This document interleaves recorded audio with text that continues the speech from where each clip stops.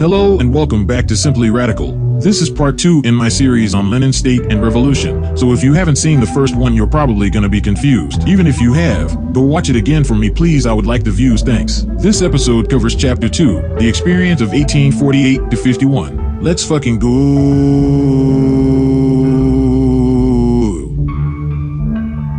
Chapter 2, the experiences of 1848 through 1851. Until now, I've made a big hullabaloo about how Marxism is a scientific discipline based on material realities, but I haven't really discussed how that works. Well, now we've got a great example of Lenin analyzing Marx's analysis of an actual historical event, the French Revolution of 1848. This was a revolution in Paris during Marx's lifetime, and it gave the man himself a fantastic case study to see how revolutions work and improve his theories. You can see this development when looking at his compiled writings throughout the period of time that it existed, and its eventual fall. One of the principles that developed throughout this process was the view of a workers' state repressing the owning class after the revolution. In fact, Marx pointed to the relative lack of business owner repression as one of the key failures of the 1848 revolution, as those business owners came back with the full force of the French owning class state to help destroy the revolution. The suggested solution for this issue going forward is to completely subject the state to the control of the working class, for several reasons. First, the working class is the largest class, so what is good for them is by definition good for most people.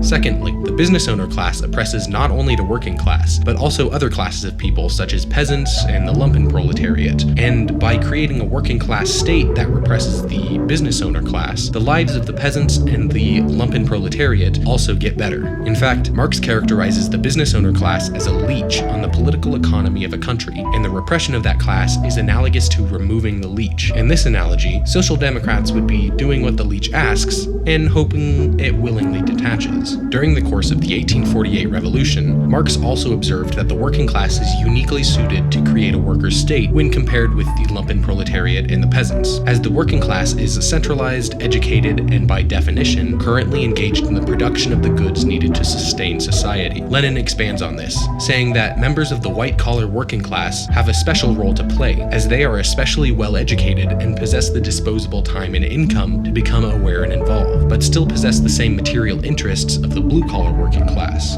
In fact, he goes so far as to criticize those of the white-collar working class that don't use their privileged positions to help the rest of their class, saying they are, quote, selling their birthright for a mess of pottage. Now, when the topic of revolutions in Paris comes up, the typical example given is of course the one that happened in 1789, referred to in English simply as the French Revolution. Luckily for us, this particular revolution is actually a very good case study to show Lenin's point here. The 1789 revolution was one of the first business owner revolutions, and it helped create many of the institutions of business owner states that remain even to this day. Looking at these institutions can help us see exactly how business owner states work, so that's what we're gonna do. The two key institutions that the 1789 revolution created when they made their business owner state were an official state bureaucracy and a standing military controlled by the state. Both of these were created to manage the contradictions that emerge when placing the business owner class at the center of society, specifically the state bureaucracy for dealing with conflicts between business owners within the country, and the standing state military for managing conflicts between the business owners here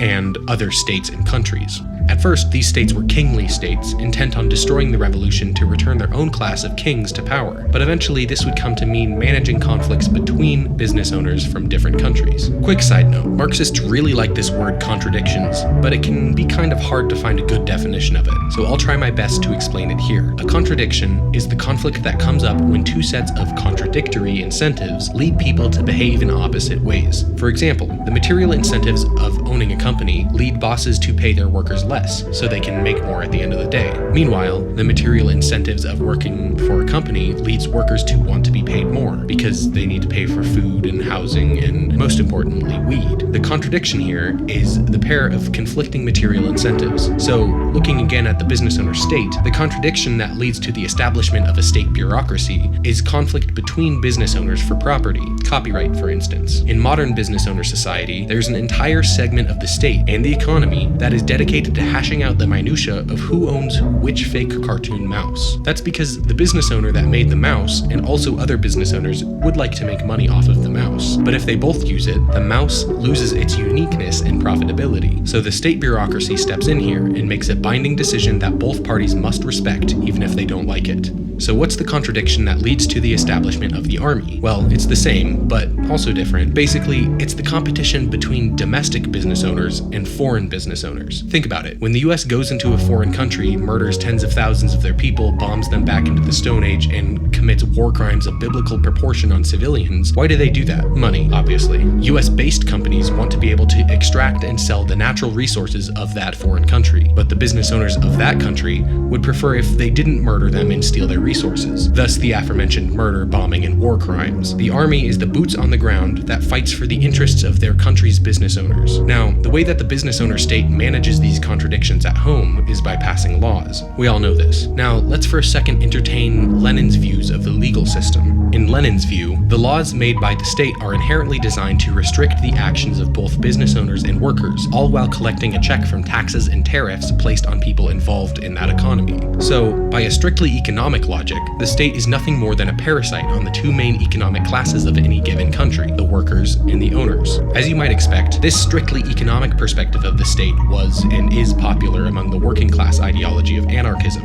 though it actually originates in the writings of Marx and Engels. It's also clearly popular among the working class ideology of Marxism. Even the business owners and their homegrown ideologies agree with this analysis, as exemplified in the slogan of "Taxation is theft." It is, however, very unpopular among social democrats, and that was the case in Lenin's time too, as the Second Internationale, an international communist organization that was at the time dominated by social democrats, dismissed this point because it was inconvenient for their ideology. So, if the working class ideologies of anarchism and Marxism both despise the business owner state, and the business owner ideologies also despise the state due to the limits placed on their own economic actions, where does the social democratic support of the state come from? From the only segment of society that benefits from the existence of the state, small business owners. You see, without the economic regulation of the state, the very fragile class of small business owners would quickly lose their position and be pushed downward into the working class. But with a strong, involved state, the small business owners can enter the state bureaucracy either by contracting for the government or directly by running for office. Then they can draw a consistent, plump paycheck from the big business owners and the working class that is far more stable than running a precarious small business.